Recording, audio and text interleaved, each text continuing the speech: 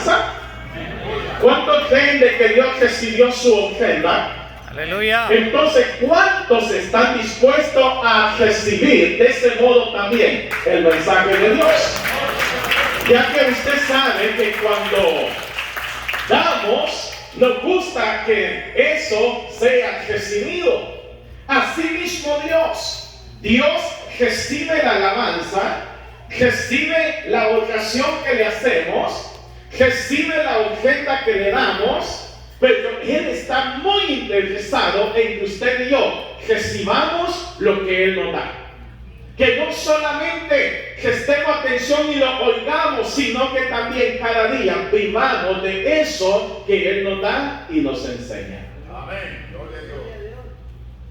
En esta comisión que estamos viendo, nos enseña que Jesús ya ha escogido a sus 12 discípulos, ya los reclutó, ya los capacitó, no en su totalidad, porque fueron 3 años o 3 años y medio de capacitación hasta que Él se va al cielo, y entonces se le llama que de ahí en adelante son apóstoles porque son enviados.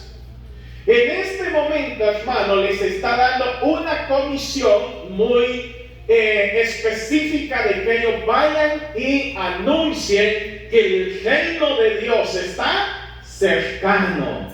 Es decir, que el rey ya está entre ellos.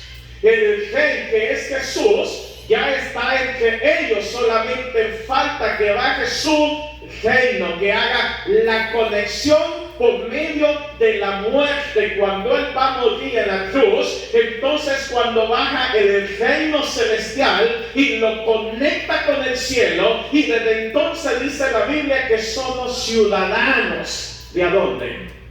Somos ciudadanos del reino de Dios. Amén. O sea que estamos de aquí, mas no somos de acá. Nuestra ciudadanía, dijo Pablo, está allá en los cielos. Aleluya. Somos esa embajada que Jesucristo dejó aquí en la tierra. Somos esa embajada que damos a conocer cuál es la voluntad de Dios, cuáles son los planes de Dios, y por eso es que estamos aquí en esta tierra hasta que suene esa trompeta y vayamos y hagamos fiesta con Jesús, y luego volvamos a esta tierra y vivamos 1000 años con Él, y después de esos 1000 años todo será transformado y nos iremos a vivir toda una eternidad con Dios. ¿Cuántos tienen ese sueño? Amén. Qué lindo es tener ese sueño de la eternidad. Bueno, quisiese, hermano, poder dar a entender este mensaje dando 3 pasos. En estos 3 pasos de lo que llamamos la comisión de Jesús, a sus discípulos los comisiona, los envía a esa misión. Quiero hablarles de 3 pasos, hermano, y el primero es que por medio de esto Jesús está dando a conocer el plan de Dios para la salvación. ¿Qué es lo que está dando a conocer Dios? El plan de Dios, y ese plan de Dios es para la salvación de toda la humanidad. El plan de salvación es para toda la humanidad, pero dicho plan debe ser desarrollado adecuadamente. Usted sabe que Dios no trabaja nunca desordenadamente, no. Él es un Dios de orden, donde todo lo hace ordenadamente, por lo cual, hermano, así deben de trabajar los discípulos. En este caso, hermano, si analizamos el pasaje 5 y 6, nos está enseñando que Dios tiene un plan general para poder salvar toda la humanidad. Pero primero deben ser sanados y restaurados los de su casa. ¿Quiénes deben de ser sanados y restaurados? Antes los de su casa. ¿Quiénes son los de su casa? A los discípulos se les está enseñando que antes vayan, sanen, liberten, restauren y hagan una liberación completa con los suyos, con los de su casa. ¿Quiénes son los de su casa? Vea qué dice el pasaje 5 y 6. Dice, a estos 12 envió Jesús y les dijo, o le dio instrucciones diciendo, por camino de gentiles no vayáis. Es decir, todavía no es el tiempo. Todavía no vayáis. El paquete de salvación va a abarcar toda la humanidad, pero vamos en un proceso. Por camino de gentiles no vayáis. En ciudades de samaritanos no entréis, sino ir antes. Este antes señala que antes hay que comenzar ¿en dónde? En casa. Amén. Hay que comenzar en casa. Los discípulos, siendo de la casa de Israel, deberán sentir mayor compasión por los suyos, antes de sentir compasión por lo de afuera. ¿Qué nos enseña esto, hermano? Que el que no se interesa por los suyos, los que tienen casa, no puede tener misericordia, ni compasión, ni interesarse por los que no son de su casa.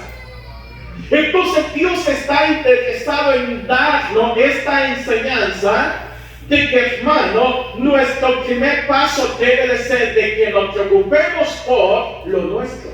¿Cuáles son los nuestros? Los de nuestra familia. Puede ser mi cónyuge, puede ser mis hijos, puede ser la familia más cercana. ¿Cuánto me debo de preocupar de ellos? Porque la enseñanza es bíblica que si no tengo compasión ni preocupación por lo de mi techo, de mi casa, de mi familia, mucho menos la voy a tener por la de los demás.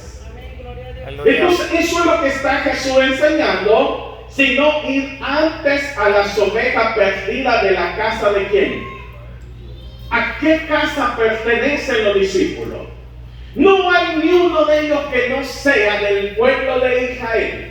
Todos son del pueblo de Israel, por lo cual el envío, la comisión es que antes se interesen en sanar, en hacer todo lo que puedan hacer con lo de su casa.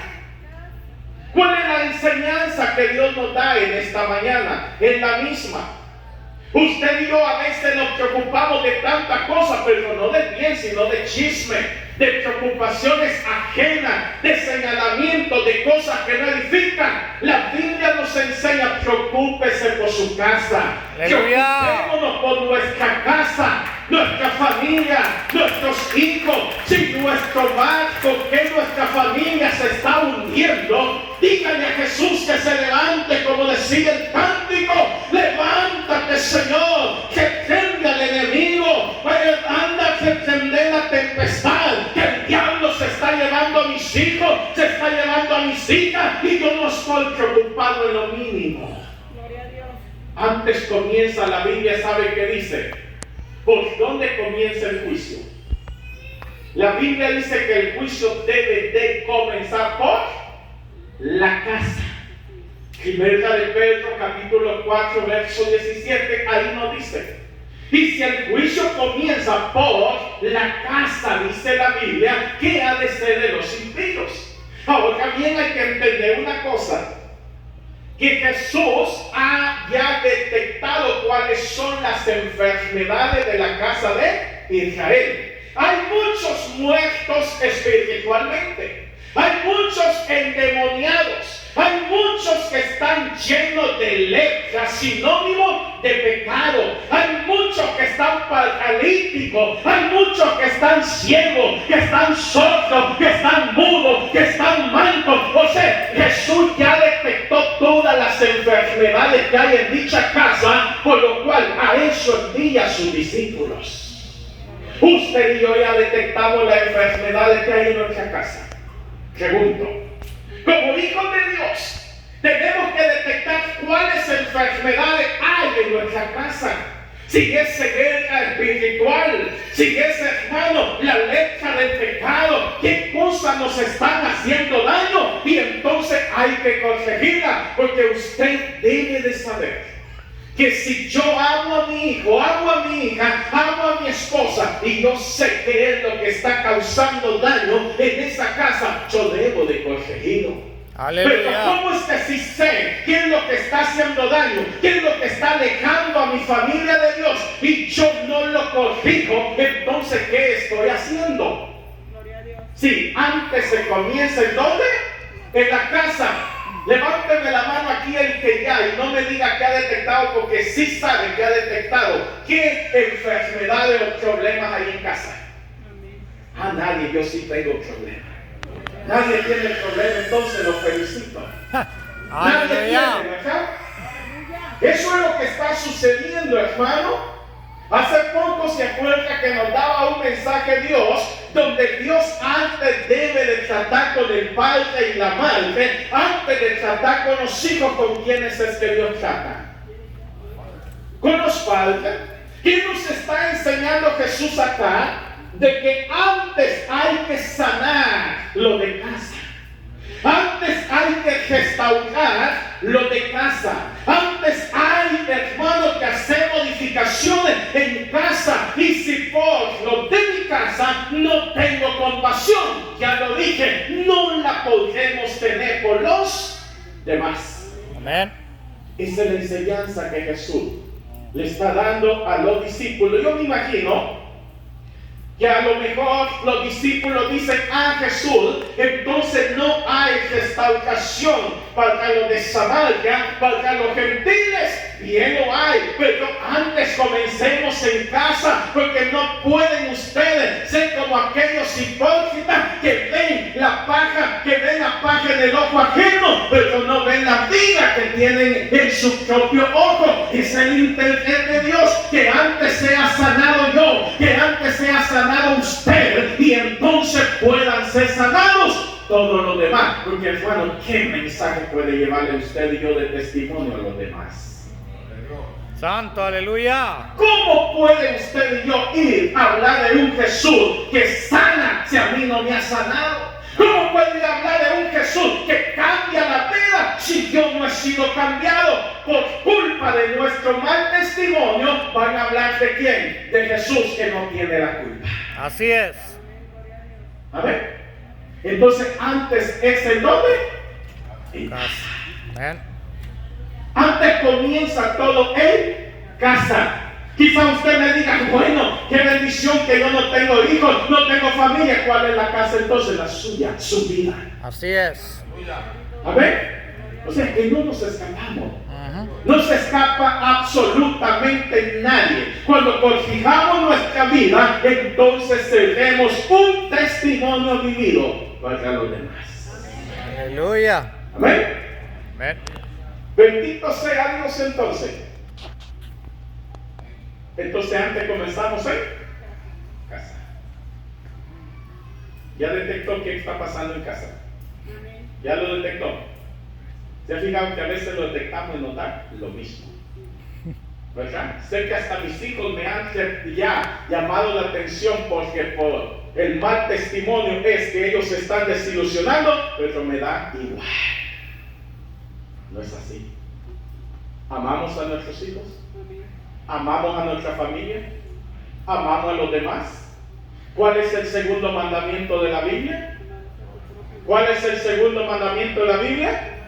Amarás a tu prójimo como a ti mismo. Es decir, con la medida que yo me amo, así puedo amar a los demás. Y si yo con las actitudes me odio a mí mismo, pues sí odio a todo el mundo.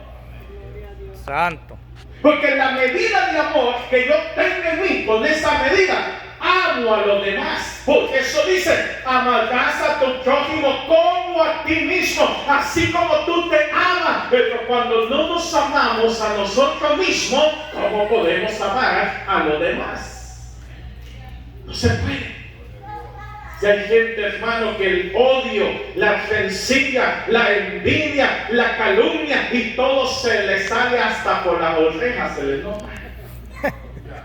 Otras así. Ajá. ¿Cómo puede amar a los demás? No se puede. Aleluya. Segundo punto, hermano. Los discípulos deben ser transportadores de paz. ¿qué deben de ser los discípulos? Están siendo enviados a la casa misma. Ahora también deben de ser, hermano, ellos deben de ser transportadores de paz. Vean lo que nos están diciendo los pasajes del 7 en adelante. Si gusta, contémplelo y donde yo me detenga se detiene. Y yendo predicar diciendo, el reino de los cielos se ha acercado. Sanar enfermos, limpiar leprosos, resucitar muertos, echar fuera demonios, de gracia recibiste tal de gracia. No os proveáis de oro, ni plata, ni cobre, ni en vuestro cinto, ni de alforja para el camino, ni de 2 túnicas, ni de calzado, ni de bordón, porque el objeto es digno de su alimento. Mas en cualquier ciudad o aldea donde entréis, informaos quién en ella sea digno, y posad ahí hasta que salgáis. Y al entrar en la casa saludadla. Verso 13, vea lo que dice. Y si la casa fuere digna, vuestra paz vendrá sobre ella. Mas si no fuera digna, vuestra paz se volverá a ustedes. ¿Qué son los discípulos? ¿Qué dijo Jesús? La paz os dejo, mi paz os doy. O sea, usted y yo somos, como dijésemos, para darme a comprender, somos un frasco, donde dentro de ese frasco, de ese botecito, lo que va es la esencia de la paz. Amén. Es la esencia de la paz. ¿Se ha fijado usted que hay muchos productos que por la etiqueta que lleva, se sabe qué lleva dentro de sí? Amén. Y luego uno tiene conocimiento de qué clase de producto, de qué categoría, de qué especialidad depende la etiqueta. Es decir, hermano, que eso es como cuando hay problemas o cuando lleva alguien temor, desea de que se presente un policía. ¿Por qué? Porque los policías están llamados a mantener el orden, a tener el cuidado de la sociedad, a velar por el bienestar del pueblo. Automáticamente uno se alegra, uno se contenta y dice, ya llegó la autoridad, aquí las cosas se van a poner en su lugar porque ya llegó la autoridad. Si entendemos el mensaje de lo que Jesús está hablando, de lo que somos, usted y yo somos transportadores de ¿qué? De paz. ¿Y qué es la paz? Es una tranquilidad, es confianza, es seguridad, es el buen vivir en el amor de Dios. Amén. Es decir, que cuando ven a un cristiano, ¿qué es lo que ellos sienten? ¿Qué es lo que debe de sentir la gente, hermano, cuando ven a un cristiano? Deben de sentir confianza, deben de sentir seguridad, porque saben que ese hombre transmite paz, transmite seguridad, transmite confianza, porque es un hijo de Dios. Amén. ¿Me doy a comprender? Aleluya. Pero entonces, ¿cómo es? Que siendo cristianos, en vez de traer tranquilidad, paz, confianza, traemos, hermanos, conflictos, problemas y disensiones. En los matrimonios, como he dicho cantidad de veces, son problemas, y siendo que debemos de tener paz. En la familia, en el hogar, en el negocio, en las compañías, en todo. ¿Cómo es posible que el cristiano o los cristianos andemos desordenadamente, causando problemas, causando disputas, causando discordia, cuando somos llamados a qué? A que llevemos paz. Mire, la Biblia hay, hermano, cantidad de pasajes, y aquí ve usted que Jesús le está diciendo, ustedes vayan, lleven la paz a cada casa. Y entonces, si esa familia o ese dicho hogar no acepta lo que es el mensaje de paz, de tranquilidad, de liberación, entonces la paz vuelve a ustedes, porque allá va a quedar lo mismo. ¿Se han fijado? Es como ahorita, si alguien está en conflicto y entiende que Dios lo está llamando a que actúe y acepte el mensaje de Él, entonces puede tener paz. Pero si no, la paz se devuelve y el conflicto sigue. Amén. El conflicto sigue. Quiero que vea que la Biblia, hermano, hay muchos pasajes que nos hablan o nos dan a entender o una buena comprensión, como quisiésemos captarlo, de lo que significa la paz. Voy a mencionar al menos 3 pasajes. Vámonos a Hebreos capítulo 12, verso 14. Acuérdese que le digo que cuando hablamos de la paz es sinónimo de tranquilidad, de gozo y libertad. Eso es. ¿Qué es la paz? ¿Sinónimo de qué? Tranquilidad, gozo y libertad. Eso es la paz. Sinónimo de tranquilidad, gozo y libertad. ¿Qué es lo contrario a la tranquilidad? ¿Qué es lo contrario al gozo? ¿Qué es lo contrario a la libertad? Usted sabe que es todo lo que hace daño. Entonces, ¿qué nos dice Hebreos, hermano, 12, verso 14? Me avisa cuando lo tengamos.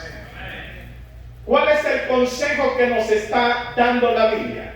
Seguir la paz. Quiero que observe un contenido. La paz se observa como que fuese un agente. Un agente que hay que seguirlo. ¿Qué es un agente? Un agente es alguien que o nos da instrucciones, o nos sirve de guía, o nos enseña algo. Ese es un agente que está puesto para protección. ¿Para qué está un agente puesto? Para protección. ¿Se acuerda que en el Salmo 23 te dice David, cuando habla que Jehová es mi pastor, nada me faltará, en lugar de delicado pasto me hará descansar junto a corrientes de agua, y empieza a explicar y luego dice, ciertamente bien, la misericordia y la verdad me seguirán todos los días de mi vida, y en la casa de Jehová moraré por largos días. Ahí él enseña 2 agentes que lo vienen guiando, que lo vienen cuidando, que lo vienen protegiendo.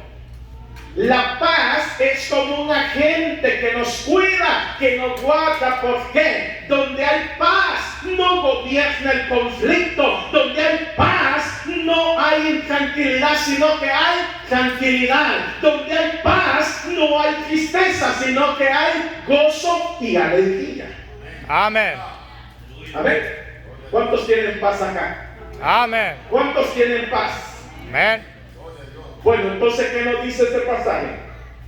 Seguir la paz con quienes, con todo y la santidad, sin la cual nadie verá al Señor. Santo, aleluya. Se dan cuenta que es como quien dice, encontré la paz, la sigo. La sigo porque si dejo que la paz se me vaya, ya me fue feo. Tengo que seguir la paz. ¿Y quién es la paz? Jesús. Amén. Porque eso él dijo, vuelvo a mencionar, la paz os dejo, mi paz, porque Él es la paz. Gloria a Dios. Él es el que incluso, hablando en términos religiosos, dice Pablo, de que Él quitó la pared intermedia que había, que nos dividía entre el pueblo gentil y el pueblo judío, y hizo uno solo, la iglesia. Gloria a Dios. Porque eso Aleluya. sean judíos, sean griegos, sean gentiles, lo que sea, todo aquel que acepta a Jesús como su único y suficiente Salvador, somos uno solo. No hay lengua, no hay raza, no hay nación, no hay color, no hay nada delante de Dios. Somos uno solo. Amén. Aleluya. Vámonos a otro pasaje. Salmo capítulo 34 y verso 14. Salmo número, o el salmo más bien dicho, 34:14 dice: apártate del mal y haz El bien. el bien. Ve el consejo que está dando David. Apártate del mal y haz el bien. Busca la paz. ¿Y qué? No la abandones. Camina con ella todos los días. Come con ella, duerme con ella, vive con ella. Imagínense qué lindo es eso. Eso es lo que está diciendo. Busca la paz y síguela. Aleluya. El buscar la paz en otro sinónimo es asunto de sabiduría.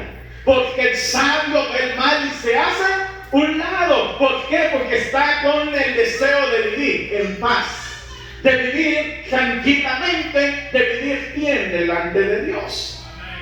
Vámonos al último salmo, el Salmo 4, verso 8.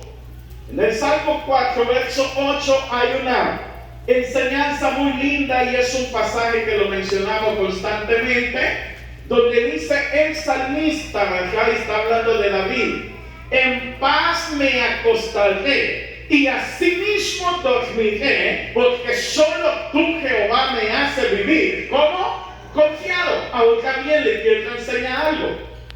Para poderse ir usted a dormir en paz, es sinónimo de que tuvo un día agradable. Nadie que haya tenido conflictos en el día, que haya tenido problemas en el día, que no haya solucionado las cosas en todo su día, puede irse a dormir en paz, al menos que sea del todo uno que le importa poco todo. ¿Me doy a entender? ¿Me doy a comprender? Si aún con el estómago vacío, aquello que nos gusta cenar bien, no nos acostamos felices. Ajá. Cuanto más si en el día peleó con fulano, peleó con mengano, abusó de esto, abusó de aquello, criticó a este, criticó a aquello, hizo esto, hizo aquello. No me diga que se puede dormir en paz, sabiendo que su conciencia va sucia, sabiendo que su conciencia lleva problemas. No puede dormir en paz. Para poder dormir en paz, debe de haber tenido un día como agradable. Ahora se lo dibujo de otro modo. Para poder usted y yo ir a disfrutar del sueño eterno con Dios, después de esta vida, tenemos que arreglar todos nuestros problemas estando en vida. Una vez muerta, nadie se lo va a solucionar. Ese es un engaño, es una mentira de que le digan que después viene el novenario, que después vienen los 40 días, que el cabo de año, que pagamos una cantidad y que sus pecados sean perdonados. Ese es un engaño del diablo. Si no arregló los problemas en toda su vida, no vaya a descansar en paz. Me doy a comprender. Amén. No va a descansar en paz. No se puede. Ay, Dios, allá van a estar esperando los Satanás. Allá lo van a estar esperando, hermano, las legiones de demonios, el fuego ardiente y todo lo que la Biblia habla, aquel de que en vida no arregle los problemas con Dios y sus semejantes y no pueda ir al descanso eterno en paz. Amén. Bendito sea Dios. Entonces dije que la paz es sinónimo de ¿qué? Tranquilidad, gozo y libertad. Qué lindo es sentirse libre, ¿verdad? ¿Cuánto se siente libre? No le deben a nadie. A los bancos puede deberle porque así camina el sistema. O puede deberle a quien quiera siempre y cuando hayan acuerdos. Pero si es de aquellos que pretenden vivir, tengo aquello y como que me da, vale todo, olvídese, no está en plena libertad, porque Pablo dice, no debáis a nadie. Aleluya. Hablando en todos los términos, sino la única deuda que tú tienes que tener con los demás es esa falta de amor, esa falta de afecto, esa falta de cuidado, que eso sienta que es una deuda, pero no de otras cosas. Amén. Voy a terminar con el tercer punto, ya que ya estamos bien llenos. Ojalá nos vayan, como dijo David, que nuestra copa vaya Rebosando. rebosando. ¿Verdad? Que por lo menos nos alcance hasta el jueves, porque hay quien no le alcanza hasta el domingo. Santo, Tanque de ustedes. santo. Dios santo, ¿dónde me alcanzan? Les alcanza hasta el domingo. Aleluya. Listo, ustedes tienen un tanque de saber cuánto calor, ¿verdad? Y nosotros de que ya estamos desesperados que llegue el jueves, porque así nuestro tanquecito. Pero sabe una cosa que la Biblia dice: bienaventurados los que tienen hambre y sed. Aleluya, gloria a Dios. Amén. Hágale así. Voy con el último punto. Aquí, hermano, el no pasaje que nos está hablando Jesucristo nos está señalando que hay un juicio final. ¿Qué es lo que hay? Tome nota. Antes viene Jesús, manda a los suyos a que restauren su casa. Luego les enseña que son transportadores de paz. Y al final les va a enseñar de que hay un juicio final. Vea el pasaje 14 y 15, dice: y si alguno no os recibiere ni oyere vuestra palabra, salid de aquella casa o ciudad y sacudid el polvo de vuestros pies.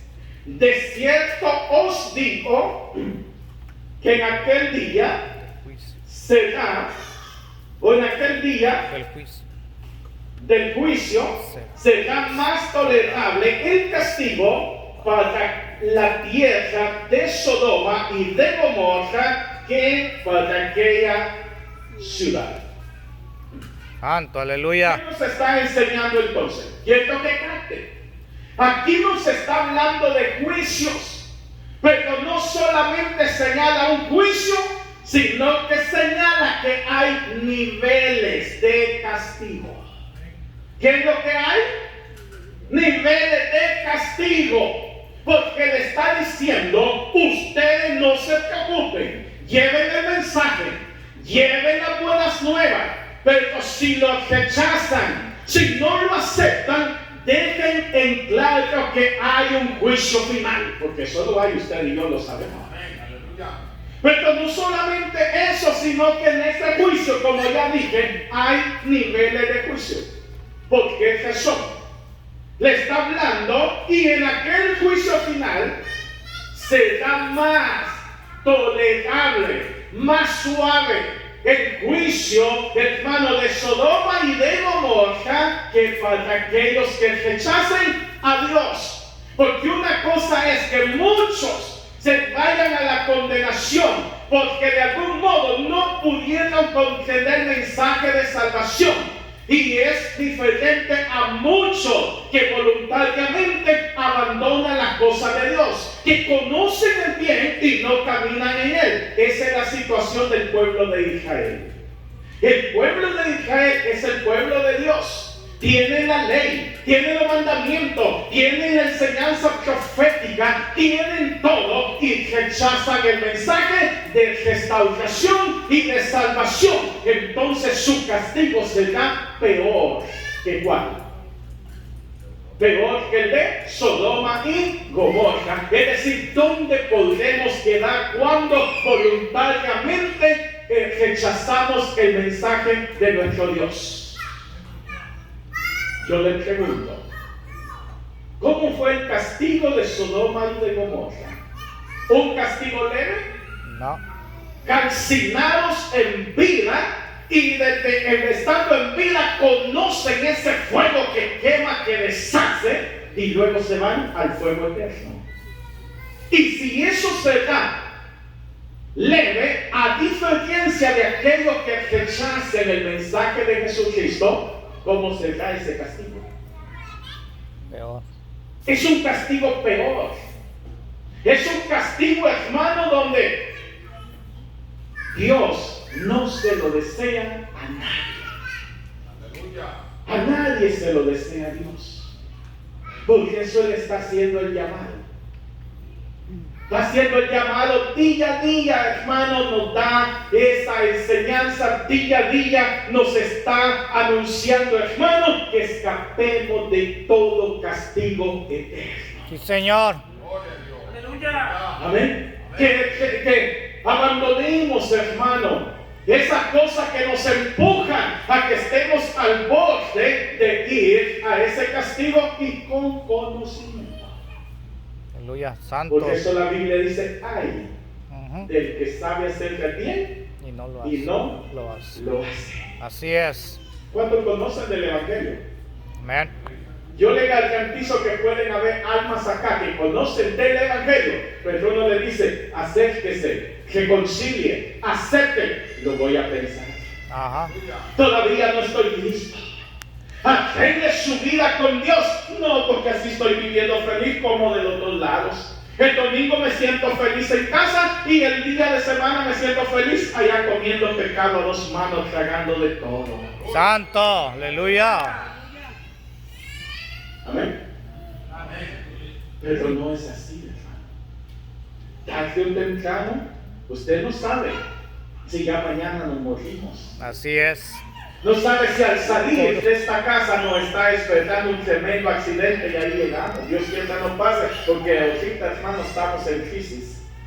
Así es. Pero Aleluya. no sabemos lo que puede pasar, Amén. porque el mañana no es de nadie. Usted y yo vivimos el día a día, pero el mañana no lo conocemos. Por eso la Biblia dice, venid y estemos a cuentas hoy, dice. Amén. No dice hoy en Aleluya. la noche, no dice mañana, sino el llamado de Dios es que nos pongamos a cuenta delante de Él, cada día, cada minuto, cada instante, de modo que pase lo que pase, nos vamos con Dios. Póngase de pie. Gloria a Y Dios. aprovechando, Aleluya. hacemos el llamado a todo aquel hermano de que quisiera reconciliar, aceptar